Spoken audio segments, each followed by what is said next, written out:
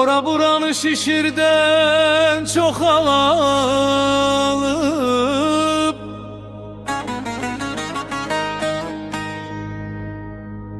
Bəziləri də qaşını çox alıp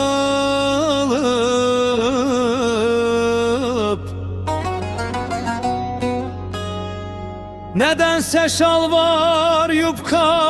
daralıb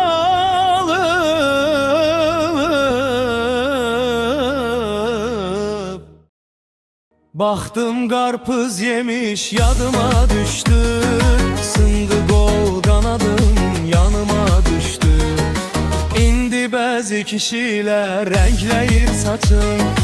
Üzünü dartdırır ki qalsın laçın Baxdım qarpız yemiş yadıma düşdü Sındı qol qanadım yanıma düşdü Sındı qol qanadım yanıma düşdü